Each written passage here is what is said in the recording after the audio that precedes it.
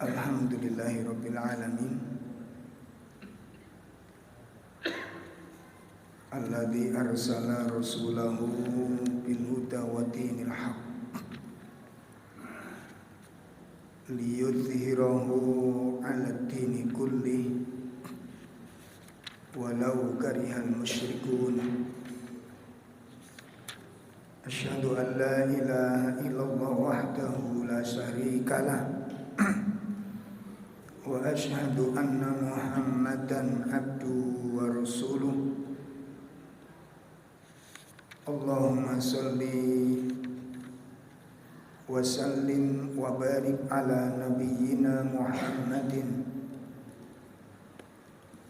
wa ala alihi wa ashabihi wa man tabi'ahum bi ihsanin ila yaumiddin. Ya ayyuhalladzina amanu taqullaha haqqa tuqatih wa la tamutunna illa wa antum muslimun. Ya ayyuhalladzina amanu taqullaha wa qulu qawlan sadida yuslih lakum a'malakum wa yaghfir lakum dunubakum wa man yuti'illaha wa rasulahu faqad faza fawzan 'azima. Amma ba'd. Ikhwatul iman rahimani wa rahimakumullah, Bapak Ibu sekalian yang dimuliakan Allah. Semoga Allah senantiasa memberikan rahmatnya kepada kita semuanya dan melimpahkan kebaikan serta kemaslahatan baik lahir maupun batin kita semuanya. Bapak Ibu sekalian, menindaklanjuti pembahasan tafsir surat Al-Baqarah ayat 4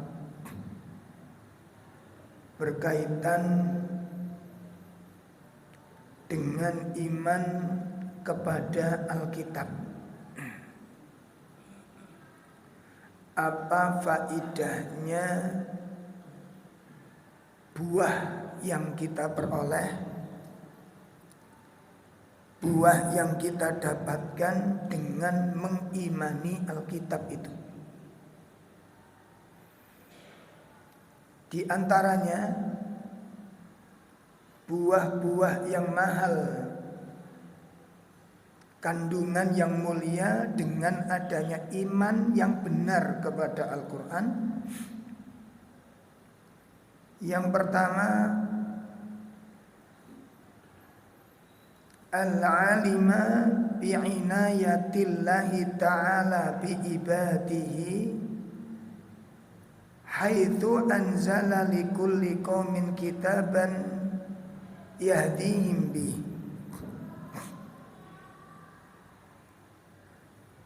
Dengan adanya mengimani Alkitab, kita mengetahui, kita mengetahui tentang besarnya perhatian Allah kepada hambanya. Besarnya perhatian Allah kepada hambanya,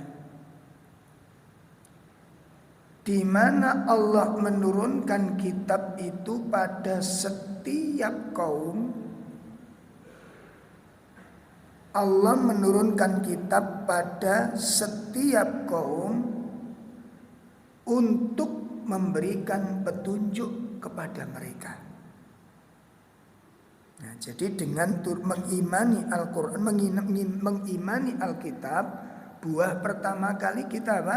Mengetahui tentang besarnya perhatian Allah kepada hambanya. Jadi kepedulian Allah, perhatian Allah kepada hambanya itu sangat besar. Kasih sayang Allah kepada hambanya itu sangat besar. Dengan apa? Diturunkannya Alkitab pada setiap kaum, supaya dengan kitab itu kaum itu mendapat hidayah, supaya benar di dalam menjalani hidupnya, supaya menjadi petunjuk dalam hidupnya, biar menjalani hidup itu enggak kesasar-sasar. Biar menjalani hidup itu enggak keliru jalan, enggak salah tujuan. Itu dengan adanya mengimani Al-Quran. Ini buah pertama. Makanya bisa dilihat efek samping orang yang belajar Quran dengan orang yang jiwanya kosong dengan Quran. Gaya hidupnya wis aja, Pak. Semuanya beda. Ayo, sampean kali kula gak duwe ilmu Quran, nentokno bener ambek salah iku kira-kira nggih standar nopo? Hah? Oh iki bener, iki salah. Iku standare ndamel napa jenengan kali kula? Nek gak gawe Quran. Ndamel napa, Pak?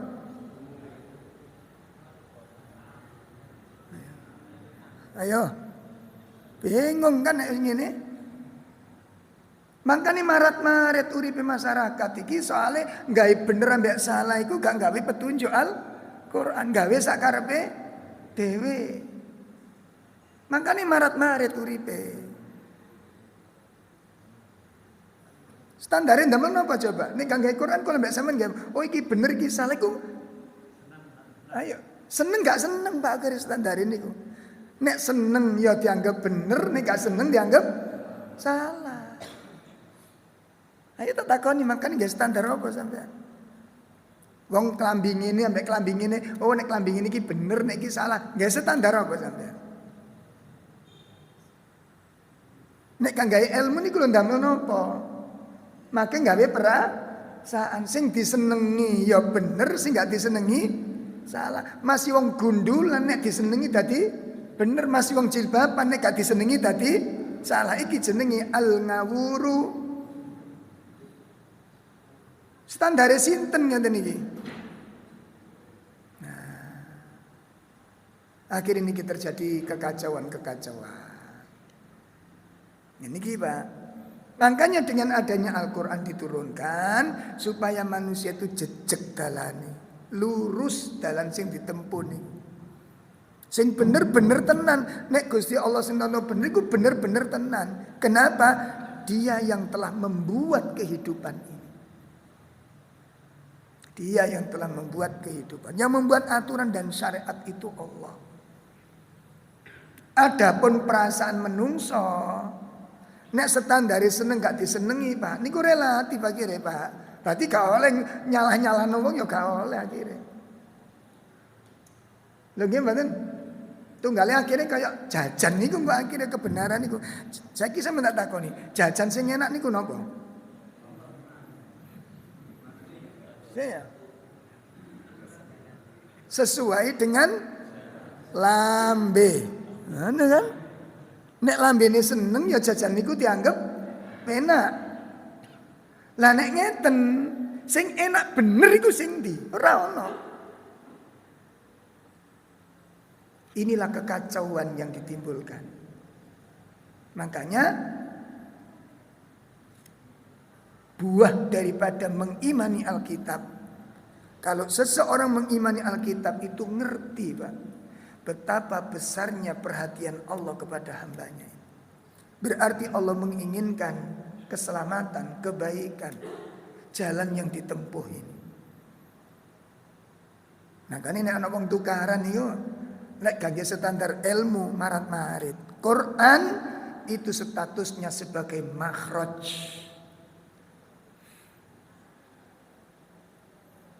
Lihat kehidupan para sahabat ketika ada konflik. Begitu datang kepada Nabi, Nabi menjelaskan dengan ilmu. Karena hatinya iman dengan Al-Quran, semua yang diputuskan Nabi itulah kebenaran. Urusan cepat selesai apa enggak? Dalam urusan selesai apa enggak? Selesai. Dan ini sudah kita buktikan beberapa kali kasus pertikaian antara suami dengan istri. Ada suami istri niku wis cara gunung niku wis siaga 1, Pak. Wis meledos, Pak. Niki kali tinggal iki meniki cerai apa ndak ngoten tok. Di jam 10 malam itu ditelepon, Ustaz, ini masalah ini sudah diambang kehancuran. Kalau malam ini enggak diperbaiki, enggak ada yang mencari solusi, maka besok kemungkinan kami sudah duduk di pengadilan untuk cerai. Jadi wong tukaran kan enggak ngerti waktu, Pak. Jarku ya menisuk lah ngono. Nah gitu. Akhirnya malam kita ketemu dengan catatan, saya mau menjadi mediasi dengan catatan harus ditempatkan di atas ilmu. Maksudnya apa? Nanti sampean ngobrol semua unek-unek sampean tok nih, cek dirungokno istri jenengan. Istri ngetuarkan semua unek-uneknya biar didengarkan suami. Lah, problemnya suami istri nanti ditimbang dengan Al-Qur'an. Nek memang pendapatnya sampean bener, nurut Quran ya bener, nek salah sampean kudu berubah. Mau apa ndak? Insya Allah siap. Oke. Istri gimana? Siap. Mau, Pak. Jadi tengkare ya serem. Wong mutah-mutah niku lak sembarang kelir metu to. Lho nggih mboten? Suami mutah-mutah metu kabeh, paku metu, mur metu. Wis metu kabeh, baut metu, peloran metu. Dirungokno sama istri. Ya loro tak rungokno iki kalimat loro kabeh iki. Tapi konsekuensinya apa? Memang supaya selesai unek kok sampai timpet nguk. Mari ngomong-ngomong timpet nguk metum sik ditokno maneh kan gak bener wis tokno kabeh. Karena ada wasitnya nanti. Pun selesai kita serahkan, Bu, jenengan sudah dengarkan unek-uneke suami jenengan. Ya Ustaz sudah. Sampeyan catat semua sudah. Sebab tak catat Pak itu, Pak. Problem-problemnya yang dipersoalkan itu apa? Nah, setelah begini kita sampaikan pada istri, lek nurut jenengan, ungkapan suami tadi itu ono benere apa gak? Ada Ustaz, sing bener sing ndi, sing salah sing ndi. Sing bener niki. Ini nurut versi siapa? Istri. Engko terakhir ditimbang karo Quran mungkin. Kan konsekuensinya keduanya mau kembali kepada Al-Qur'an. Oke, setelah itu nggih sing niki bener, sing niki salah. Salah nggih ndi, Mbak? Niki Ustaz, tek. Oh, iku versi sampean. Nggih, lek nurut Quran gini, Mbak. Lek. Iki tidak semuanya salah, tidak semuanya benar. Qur'ane diwaca tafsir didokno. Oh iya, berarti jenengan ana salah juga, jenengan juga ada benarnya. Terus piye carane? Solusinya begini. Insyaallah saya siap memperbaiki. Selesai, Pak. Begitu juga istri mutah-mutah. Begitu mutah-mutah sembalang karo metu, Pak. Ulek-ulek metu, wajan metu. Sing gak enak-enak niku metu kabeh didengar oleh suami. Suami denger. Begitu denger kan saged nyaring. Nek ngomong gentatian niku saged dirasakno, Pak. Iso ditonton. Pun Pak, Ibu sudah muntah-muntah. Sudah keluar semua. Sudah Bu, sampun Ustaz. Wis muntah pun lega, sampun. Iki sing babak belur soalnya diutah-utahin niku. Kan ganti keplok-keplokan niku. Dengan bahasa itu. Tapi jujur ngoten. Nah, akhirnya setelah itu pun ini persoalan jenengan sekarang kita lihat dengan Al-Quran. Gimana menurut pendapat sampean? Ya Ustaz, saya yang keliru. Nah, konsekuensi ini pripun? Saya bertobat, saya minta maaf pada istri saya. Dalam hal ini saya salah. Akhirnya dalam hal ini gimana? Istri yang salah. Konsekuensinya saya bertobat, saya minta maaf pada suami. Kalau ingin memperbaiki, solusi cari. Kenapa? Al-Quran itu sudah dibicarakan semuanya. Problem kehidupan, persoalan kehidupan, kewajiban hak suami istri sudah dibicarakan komplit di dalam Al-Quran itu. Sehingga kalau ada masalah tinggal ngedu itu. Ini ada masalah ini, ilmu ini. Kalau ada problem ini, jamune ini, kunci ini, konsekuensinya begini. Tinggal satu jawabannya apa? Kita mau kembali apa tidak? Paham ya? Nah, setelah kembali kepada Al-Quran selesai sudah. Pulang wis rukun, Pak. Karena kembali kepada Al-Quran. Tapi ya wis bengep kabeh. Tidak masalah. Itu memang manusiawi. Tapi yang jelas, sudah jelas. Ilmunya sudah jelas. Kalau tadi kan masing-masing menurut sinten? Menurut perasaannya masing-masing. Begitu ditunjukkan Al-Quran, subhanallah. Al-Quran itu merupakan makhraj. Coba problem apa yang ketika diletakkan di atas Al-Quran yang gak selesai? Tentang apa kira-kira? Jual beli. Mana yang gak dibicarakan Al-Quran? Mana yang gak dibicarakan dalam Islam? Makanya setiap permasalahan ketika diletakkan di atas Al-Quran itu pasti akan tuntas dan akan menemukan jalan keluar. Kenapa? Al-Quran itu makhraj. Makhraj ini apa?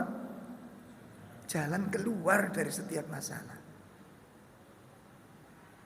Oh, gitu.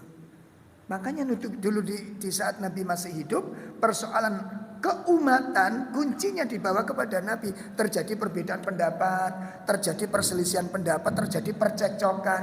Ketika dihadapi para sahabat sendiri, ya rame. Begitu dibawa kepada Nabi, Nabi menjelaskan, semua sahabat mengatakan sami'na wa ata'na. Ada masalah yang gak selesai. Ini pertama. Dan ini merupakan bentuk daripada apa? Mukjizat Al-Quran. Pun ini buah yang pertama. Mengetahui tentang besarnya perhatian Allah kepada hamba-hambanya. Sehingga ini menunjukkan betapa luasnya rahmat Allah dan betapa tingginya rasa cinta kepada Allah Subhanahu wa taala kepada hamba-hambanya agar hamba-hambanya ini selamat dengan adanya tujuan Al-Qur'an diturunkan itu. Yang kedua,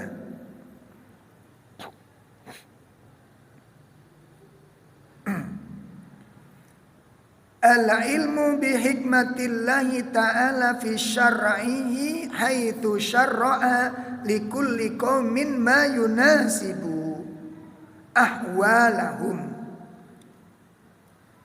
Yang kedua, mengetahui tentang hikmah dari syariat Allah. Ya, mengetahui hikmah di balik syariat Allah, ya, yang telah Allah syariatkan kepada setiap manusia, setiap kaum. Mayunasibu, yang sesuai dengan keadaan mereka. Jadi syariat yang Allah turunkan itu sesuai dengan kondisi mereka, sesuai dengan keadaan mereka, tepat sasaran. Di syariat Allah itu, Pak, dalam aturan Allah itu ada perintah, ada larangan, ada batas-batas, ada hukum-hukum di sana. Semua yang disyariatkan Allah berupa perintah dan larangan itu semuanya mengandung hikmah. Baik itu yang kita ketahui maupun yang tidak kita ketahui. Jelas ini? Semua yang diperintahkan Allah itu mengandung maslahat, semua. Tidak satu pun terkecuali. Semua yang diperintahkan Allah itu mengandung maslahat. Semua tanpa sisa, tanpa kecuali. Karena Allah tidak memerintahkan kecuali yang baik untuk manusia. Tidak ada satupun perkara yang diperintahkan Allah kecuali adalah kebaikan dan mengandung maslahat. Karena Allah tidak pernah memerintahkan sesuatu yang buruk untuk manusia. Itu pertama. Hikmah yang kedua, larangan. Tidak ada satupun keburukan kecuali pasti dilarang oleh Allah. Allah tidak pernah melarang satupun keburukan. Makanya kalau kemudian dinisbatkan radikal kepada Islam ini saya kurang setuju. Karena sifat radikal itu sifatnya umum dan mutlak, Pak. Nah, preman-preman itu bukan radikal. Ya, pembunuh ulama dari kalangan orang-orang yang tidak kenal, apa itu bukan radikal? Ya, makanya perlu dikaji ulang di sini. Perlu dikaji ulang dan diajak duduk bareng-bareng. Kita sangat sepakat dengan aturan itu. Cuma permasalahannya batasan definisi radikal itu sing jelas. Apa radikal? Kalau kemarin kan jenggot gak masuk, Pak. Apa hubungannya jenggot karo radikal nih? Nek jenggot iki kudu dicukur, ya rambutmu kudu dikondol. Apa bedane ndukur ambek nisor?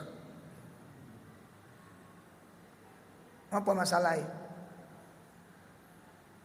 Nek berengos gak masalah, jenggot dimasalah. Kenapa gitu loh? Dulu ada ikhwan kita, ustadz kita kerja di perusahaan makanan, dipanggil sama direkturnya, disuruh motong. Kenapa? Ini mengganggu. Jadi, lo yang ganggu apa? Niki bulet mesin dah. Enggak, nanti jatuh ke makanan karena kita produk makanan. Lah kalau ini dipotong, ya ini kudu digondol, Pak. Terus kakak nama Mas pokoknya dipotong. Gimana pokoknya gitu ya, Pak. Makanya orang kafir dan tukang merusak itu enggak bisa membalas hujah kecuali dengan hawa nafsu. Kita sangat setuju dan kita enggak sepakat radikal, Pak. Kita musuhi radikal. Karena Islam diperintahkan bukan untuk radikal. Jelas? Makanya bentuk-bentuk terorisme kita tolak. Kita ingkari.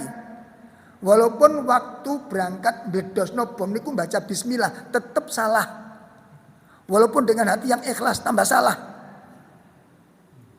Karena bukan begitu cara jihad di dalam Islam. Di dalam Islam ada jihad, tapi bukan cara begitu. Tidak boleh merusak tempat-tempat ibadah, tidak boleh membunuh wanita, tidak boleh membunuh anak-anak. Itu peperangan yang diatur oleh Islam. Tak ngawur. Enggak setiap orang kafir harus dibunuh. Kafir itu dibagi menjadi 3. Ada kafir harbi, ada kafir mu'ahad, ada kafir dhimmi. Kafir harbi yang perlu diperangi. Karena mereka memerangi. Kalau enggak. Ada aturannya. Cuma masalahnya sekarang, ini kan masih simpang siur. Radikal niku nopo to? Masih simpang siur. Makanya kita pun harus mensikapi berita-berita seperti ini juga dengan jiwa yang bijak, juga jangan dengan gampang-gampang emosi. Memang ini ada sengaja memang mengaduk-aduk supaya kita marat-marit memang. Makanya kita pun tidak boleh gampang-gampang terpancing. Nanti kalau ada pernyataan ya kita sikapi dengan cara yang baik. Ayo diskusi, ayo bicara yang baik. Karena kita mencari kebaikan. Kita sepakat anti radikal, kita sepakat. Cuma permasalahannya harus napa? Jelas. Apa indikasi radikal itu opo ae ngoten lho. Jelas ya? Bon. Jadi Islam tidak pernah menyuruh kecuali yang baik. Allah Subhanahu wa taala bahkan sering dijadikan wasiat di penutup khutbah, Pak.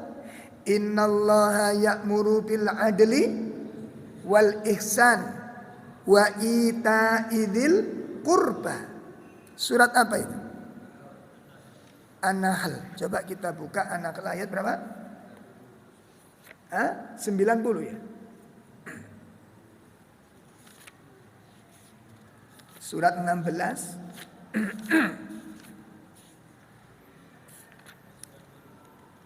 Ya ayat 90 ya. Innallaha ya'muru bil adli wal ihsani wa ita'i dzil qurba wa yanha 'anil fahsya'i wal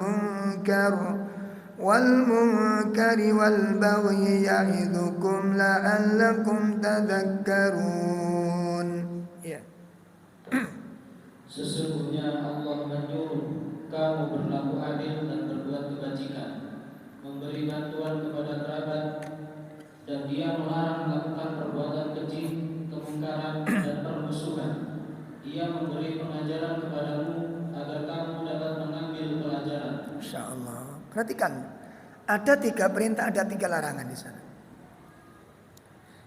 Ini merupakan simbol dan ini induk semua permasalahan.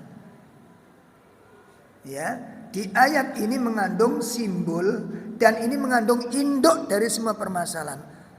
Yang pertama Allah sebutkan apa? Allah memerintahkan kepada kalian satu, bersikap adil. Yang namanya adil itu tidak pandang bulu, Pak. Ya, yang namanya adil itu tidak pandang bulu, tidak pandang status. Salah. Nah, ini sulitnya ketinggian. Makanya kalau ada orang hatinya sudah condong, contoh satu madhab, satu misal. Nggak bisa objektif profesional itu mboten saged. Kecondongan antara benci dan cinta itu memiliki pengaruh. Saged dipahami?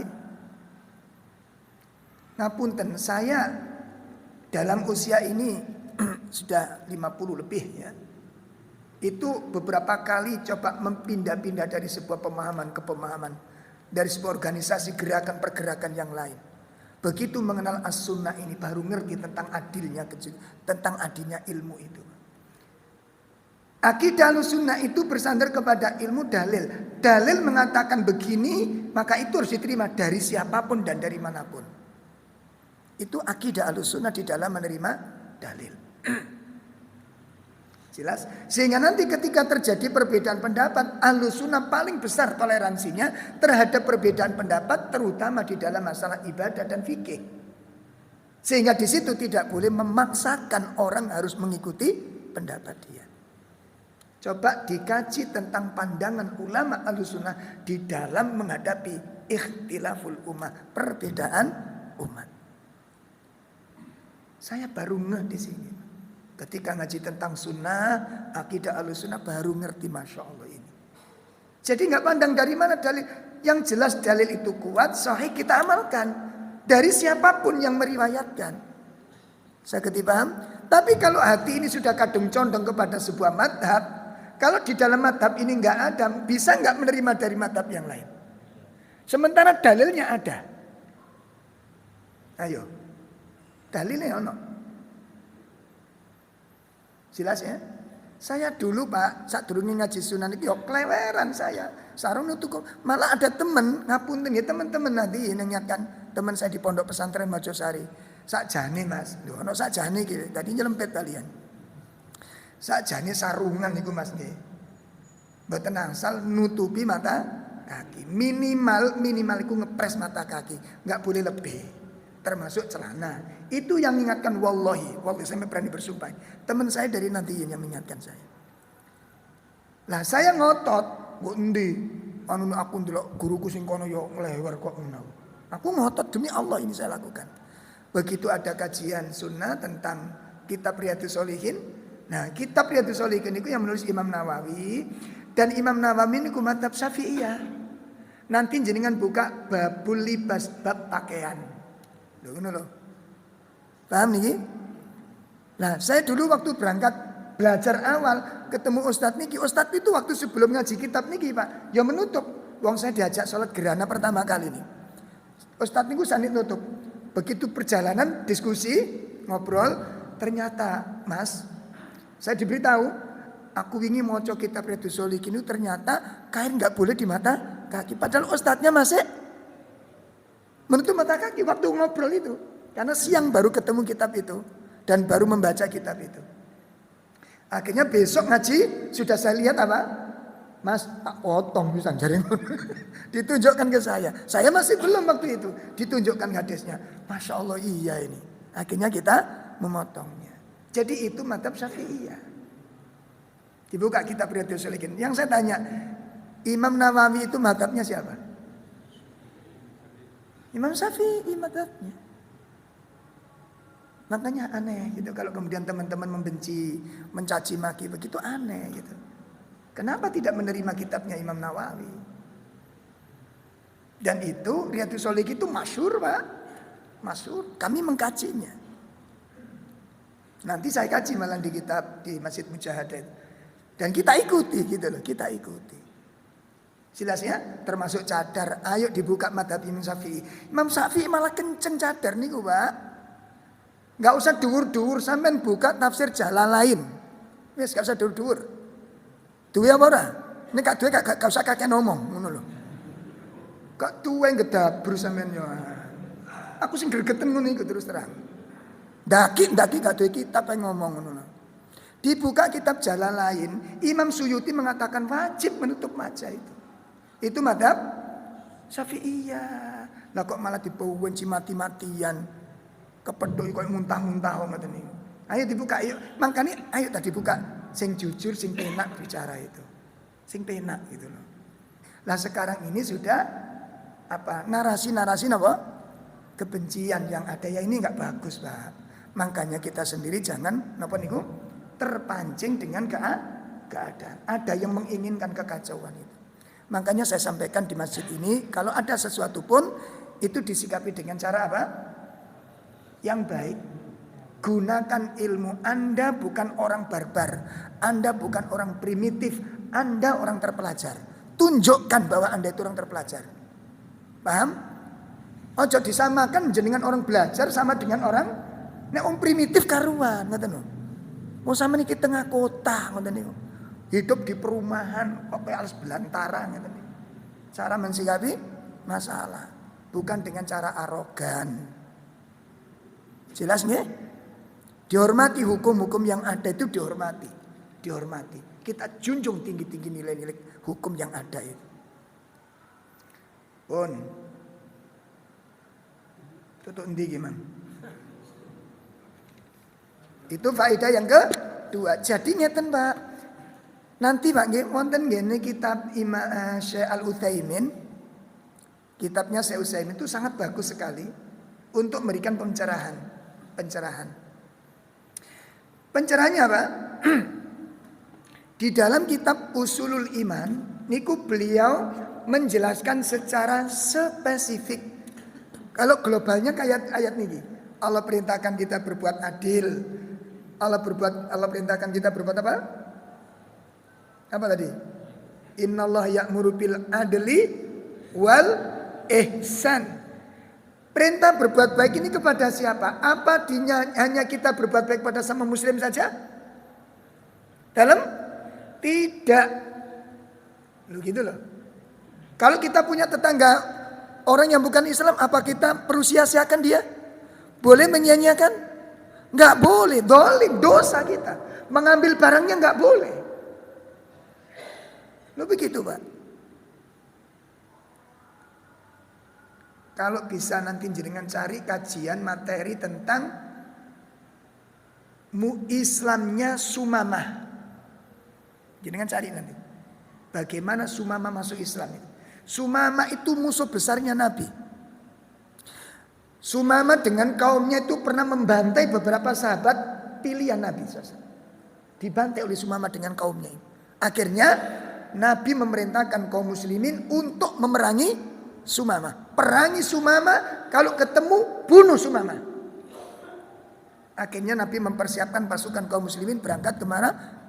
Ke tempatnya Sumamah, ke wilayahnya Sumamah dan bersiap untuk perang dengan Sumamah.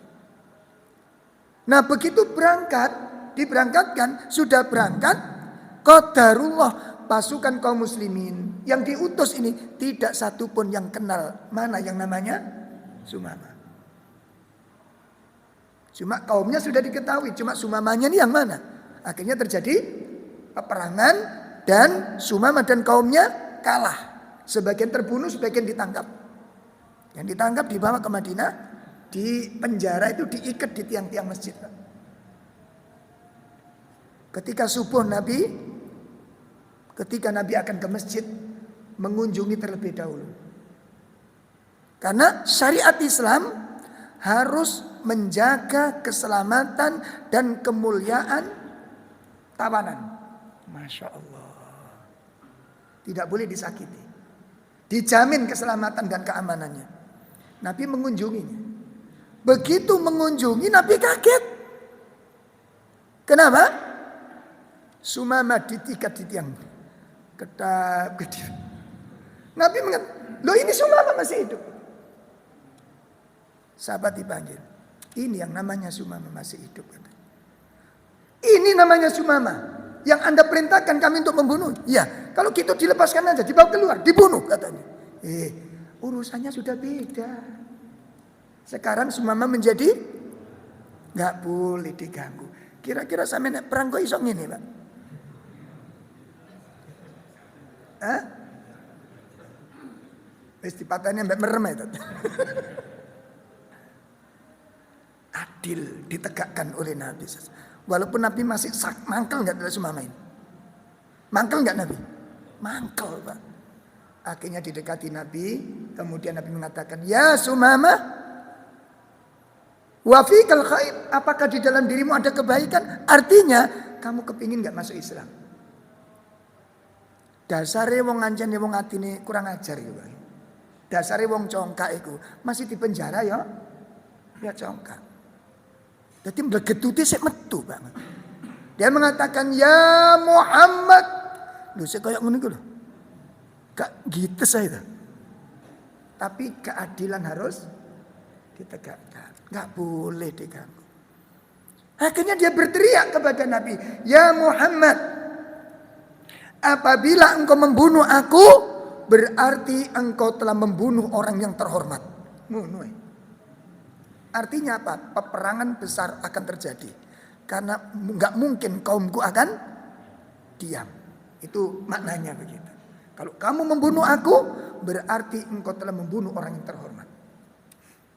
Tapi kalau engkau membebaskan aku, engkau membebaskan orang yang paling tahu terima kasih. Saya akan berterima kasih kepadamu. Tapi kalau kamu minta tebusan, cateten jaluk piro. Ngono greget ngono. Nek kira-kira kula mbek sampean dadi nabi, dadi ya apa bae. Kon kok tak ulek. Allah, Nabi diem sudah. Sudah kata Nabi. Nabi tinggal sholat subuh. Hari kedua didatangi lagi, ditanya lagi, begitu lagi. Hari ketiga begitu, hari keempat begitu. Akhirnya Nabi mengatakan, "Hai para sahabat ini, lepaskan Sumamah." Apa yang dirasakan oleh para sahabat? Bengong, Pak. "Ya Rasulullah, dilepas." "Iya." "Sumamah?" "Iya." Nek sampean kira-kira piye? "Ya Rasulullah, kenapa dilepas?" Tidak ada kebaikan yang kita harapkan. Dia nggak tertarik sama sekali tentang Islam. Yang saya harapkan itu dia tertarik dengan Islam. Sudah nggak bisa diharapkan, lepaskan. Akhirnya dilepaskan oleh Nabi. Begitu dilepaskan, sudah kamu bebas sekarang. Bingung Sumamah, Pak. Setelah keluar dari masjid Nabi, nggak langsung pulang dia. Dia masuk ke kebun kurma di depan. Setelah diminta izin untuk minum airnya, dan setelah itu kembali. Setelah kembali kepada Nabi, apa yang dikatakan Sumamah? Dia menyatakan, "Asyhadu an la ilaha illallah wa asyhadu anna Muhammadar Rasulullah." Syahadatnya Sumamah itu menggetarkan. Dan Nabi kaget melihat. Kemarin ditanya, jawabnya greget ngono. Masya Allah, ini buat dari apa? Adil. Allah yang akan membolak-balikkan. Makanya kita jangan berbuat di luar aturan. Ojo nuruti mangkel, ojo nuruti gregetan. Mangkel gregetan itu kan batas ya, Pak. Saged dipahami? Anjene nek krungu swara-swara sing njaba niku saya pun gregetan, Pak. Jengkel sapa sing gak jengkel ngrungokno swara ngono kuwi lho sapa? Saya manusia. Saya punya nafsu. Cuma kita sudah terikat dengan syariat. Di mana letak penghormatan panjenengan dengan syariat agama kita ini? Hormati syariat ini. Saged dipahami niki? Saged dipun pahami? Sehingga jenengan dengan saya dengan konflik apapun tetap berpatokan kepada saat emosi ada. Tapi dikendalikan dengan zat itu yang disebut di dalam surat Al-Quran surat Al-Imran pada ayat 134 ketika Allah menyebutkan tentang sifat-sifat orang yang bertakwa, alladzina yunfiquna fis sarra'i wad-dharra'i wal kadhiminal ghaidha wal 'afina 'anil nas. Itu sifat-sifat orang yang bertakwa. Marah, iya, tapi ditahan. Marah, iya. Jengkel, iya, tapi dikendalikan. Apa pengendalinya? Syariat. Bagaimana syariat menyuruh kita? Dan Allah yang akan mengatur semuanya. Ojo dihadapkan dengan logika. Saya kira peristiwa Nabi tadi dengan Sumamah, menurut logika masuk akal apa mboten, Pak? Cocok nggak menurut perasaan lo? Cocok mboten? Gak cocok. Tapi itulah wahyu.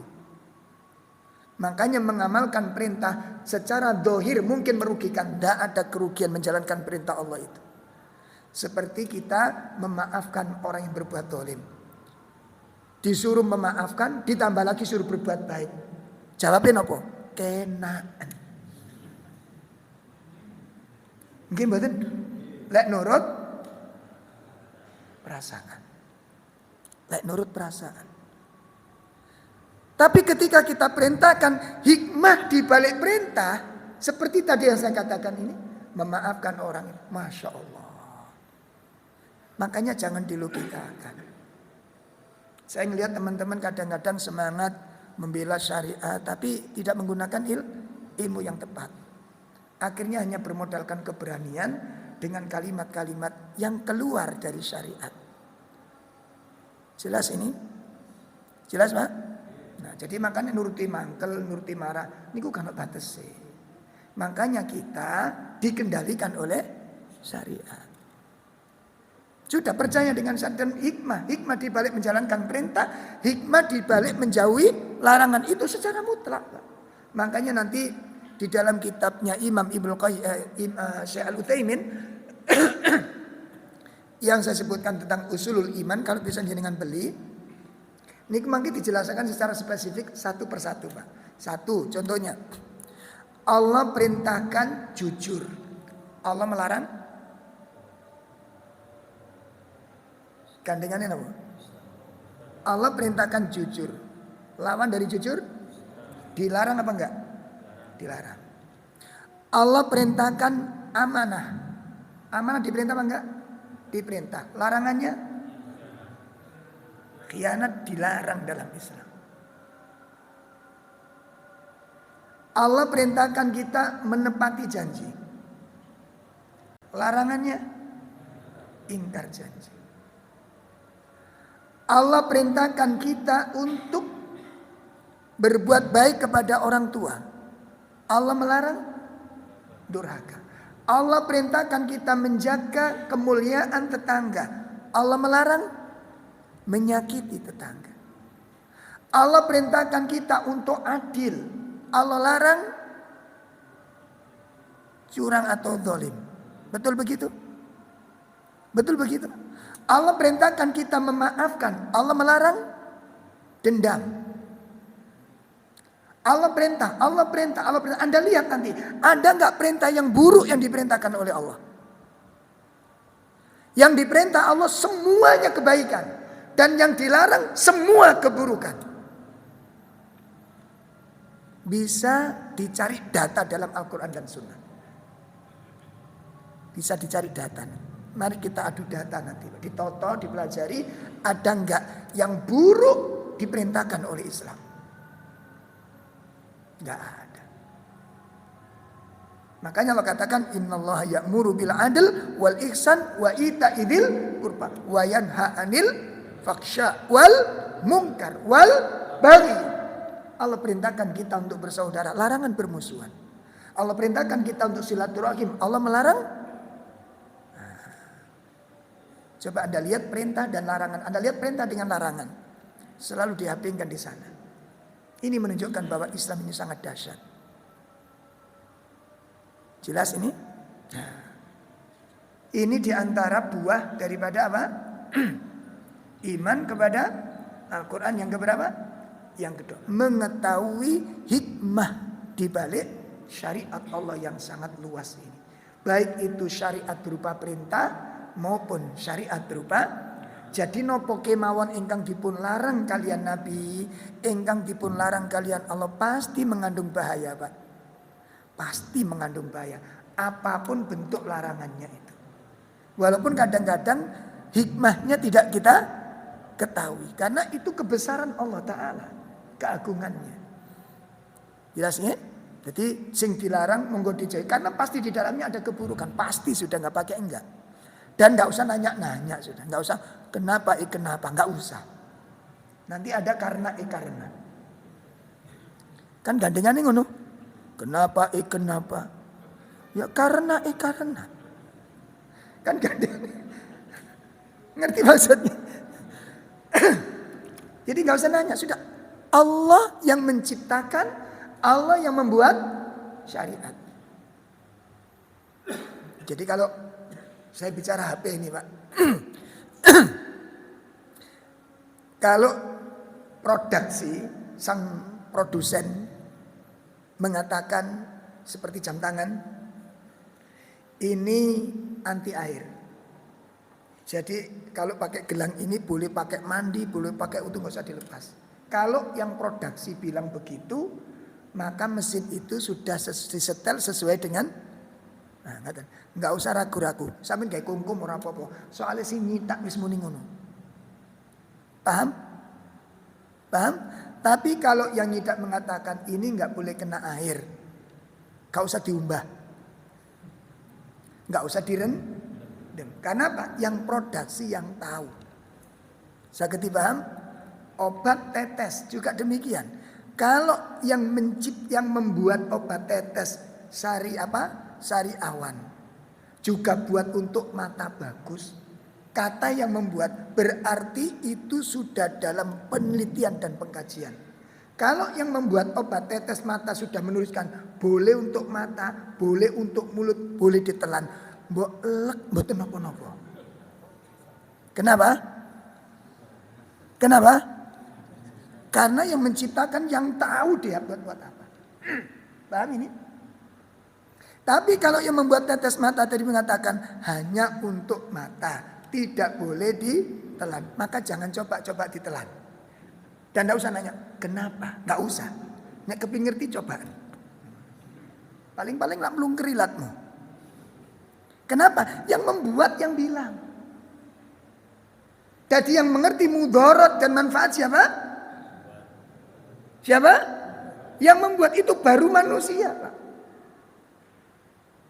Makanya ketika ada obat luar ini tidak boleh ditelan. Berani nelan sampean walaupun cuma setetes? Berani? Kenapa? Karena yang membuat sudah memberikan instruksi. Syariat juga demikian. Allah lebih mengetahui maslahat apa yang disyariatkan. Jelas ini? Ini buahnya. Yang ketiga, yang terakhir,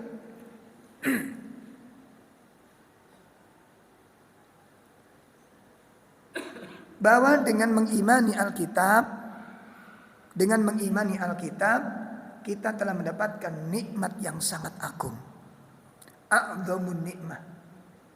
Kitab yang diturunkan Allah itu merupakan sebesar-besar nikmat, seagung-agungnya nikmat.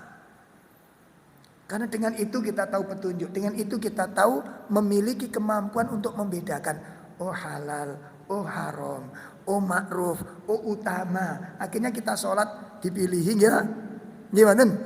Nek sholat iki hilang ndak apa-apa, nek sholat iki jauh sampai hilang. Itu karena kita mengetahui ilmu. Kita nggak boleh melakukan ini dan itu, nggak berani curang, nggak berani zalim, nggak berani khianat. Itu karena tahu ilmu itu melarang. A'dhamun nikmah. A'dhamun nikmah. Allah sebutkan di dalam surat 4